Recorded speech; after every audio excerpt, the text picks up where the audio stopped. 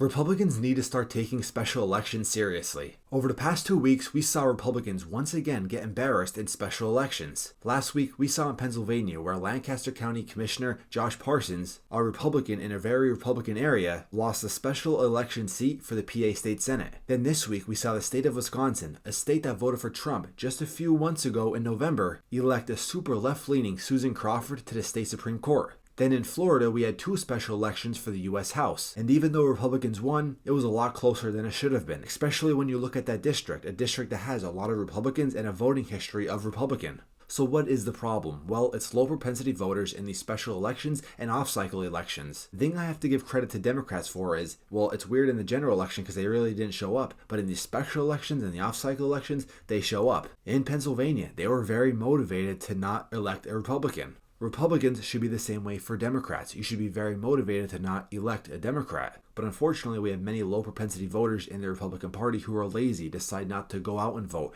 who decide to say, okay, well, mail-in ballots, early voting is a scam, it's rigged, it's fixed, and decide not to vote at all. Only voting in presidential elections is really doing a disservice to your country, to your state, to your town. So the state GOPs, the county GOPs, they need to really find a way to really bring up those low propensity voters that aren't just going to vote once every 4 years for the presidential election. We saw in Pennsylvania a state that elected across the board Republicans. We saw U.S. House districts flip. We saw in the state assembly in Pennsylvania seats flip. Donald Trump won Pennsylvania. David McCormick won Pennsylvania. Dave Sunday won Pennsylvania. Tim DeFore, our state auditor, won Pennsylvania. Stacey Garrity, our state treasurer, our Republican, once again, won Pennsylvania. Yet we can't get a Republican county commissioner, okay, somebody who's already built into Lancaster County, win the state Senate seat. The state of Wisconsin literally voted for Donald Trump just a few months ago. Yet we get blown out in the state Supreme Court. Another thing we need to just stop doing, and it goes back to the mail-in ballots, is we gotta stop thinking everything's fixed. We gotta stop thinking that everybody's out to get us. A good thing about the Wisconsin election just the other day was, well, they voted to require voter ID. And people are saying, well, how could that win, but not our Republican Supreme Court judge? Well, a big reason why is the majority of the country actually is okay with voter ID. Just because you're a Democrat really doesn't mean that you're against voter ID. Of course, there's some leftist, very extreme Democrats who are against voter ID, especially in Congress. But it doesn't mean majority of Democrats. There's still sane Democrats that like to believe out there that, okay, believe voter ID should be a requirement.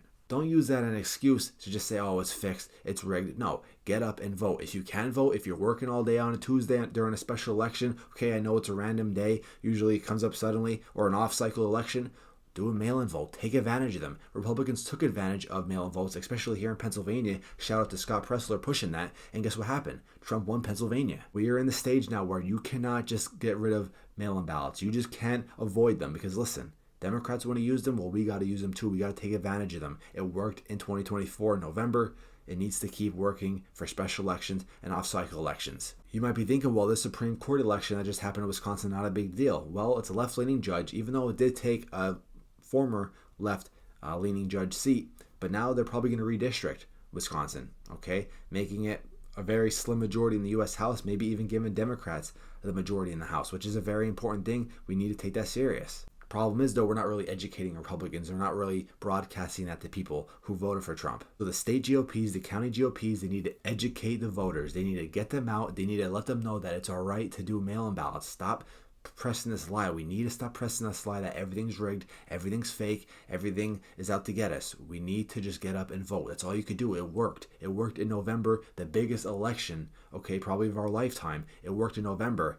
I'm sure it could work in a special election. I'm sure it could work in an off-cycle election. Because when 2026 comes around and we have a bunch of Senate seats up, we have governor seats up, more U.S. House seats up, I'm kind of fearful that, we're not going to turn out to vote, okay, like we did usually in the past couple of off-cycle elections. I mean, Trump didn't do too good in 2018, 2022, of course, 2020, alrighty? Let's not have that same mistake in 2026. Let me know what you guys think down below. What's the problem? We got to get up and vote. I already know what the problem is, but I want to hear what you guys think is the problem. I'm sure it's not too different than me. I don't want to hear it's rigged. I don't want to hear it's fake. No, get up and vote, okay? The amount of registered voters that are in these areas didn't turn out to vote, and that's a problem. Get out and vote.